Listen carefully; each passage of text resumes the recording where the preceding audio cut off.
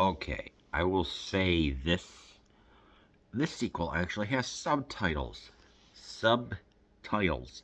Thank you. And the transfer is not that bad.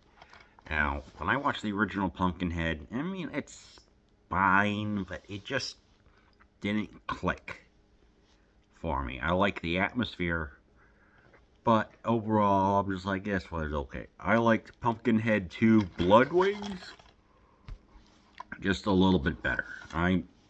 Both were competently made, and this one's actually not that bad.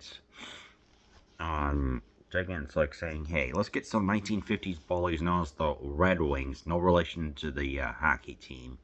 Let's get them to pretty much just terminate a kid's life, and then we're supposed to be in the early 20s or whatever, anyway. And the revenge plot. He arises from the graves when a whole bunch of kids in their 20s make their way to a lady's farm, and they either burn it down, they quote unquote accidentally burn it down. But the heroine Jenny is completely innocent in all this, and rightfully so. She had really nothing to do with it. And what happens is, because of the result of the witch, Miss Appy or something like that, was kind of the guardian angel, the one who kept the soul of Tommy contained. He arises from the dead in a kind of cheaper looking costume. First thing I noticed was the cheapo looking costume, and I'm like, alright. So he's going around and he's pretty much just massacring all the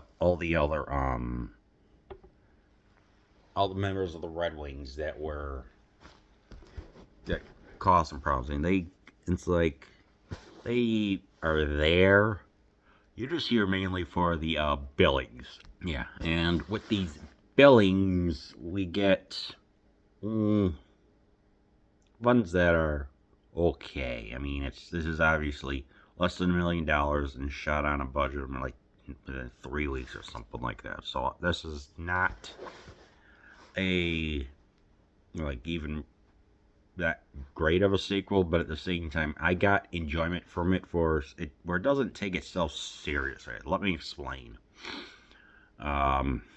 During I think is probably my favorite killer, there's this farmer who is a member of the Red Wings. It's like he's in the barn and he's reciting, like, what was that? Lord is my shepherd, I shall not want. Please give me the strength to protect her, or whatever. And then all of a sudden, he's got the shotgun and everything.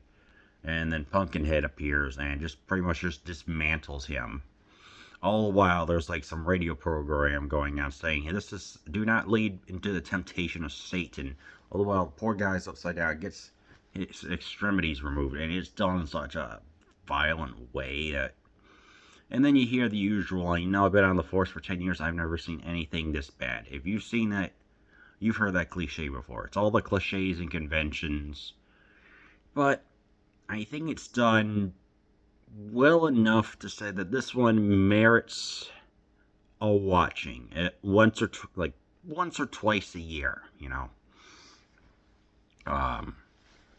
You get you get the kids that are being a bunch of pricks. You get the judge that was the leader of the Red Wings and his son that also burnt the place down. They get their comeuppance. You also get the sheriff and the daughter. I mean, the sheriff is genuinely a good person. He just wants to help Tommy because he rescued him like 35 years ago or whatever with a fire truck. And, it like, obviously you have that convention, but, it's like, then suddenly we get the creature feeling empathy, sympathy, whatever.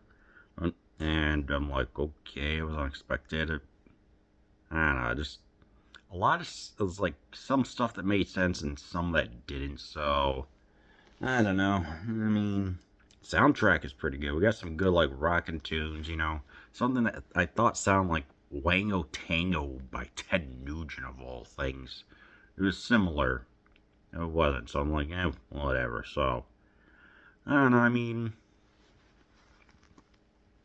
movie's fine. I mean, yeah, they're like towards the end, some of the some of the young adults do eventually get krilled, and rightfully so, including two that get impaled. I think it was a Friday 13th influence where they get a spear placed through them right through a tree. Yikes, that was a little painful, so I will give it credit for some things, but right as someone's getting like injured or slaughtered, there were just so many jump cuts, like zoom in here, zoom in on the cheapo Pumpkinhead, on him, at least 3 different times, and I don't know, it was just disorienting. So Lance, whatever his last name is, who directed the first one, I can see why he was disappointed in this, and I kind of have to agree, but there are certain redeeming qualities that prevent this from being a pile of junk. So if I were to give this a rating, I don't know. A 1.5 to 2 out of 4. So I don't know. I mean, I would watch it again, just for certain things. So yeah, with all that being said, watch Pumpkin. I do recommend you watch Pumpkinhead II Blood Wings.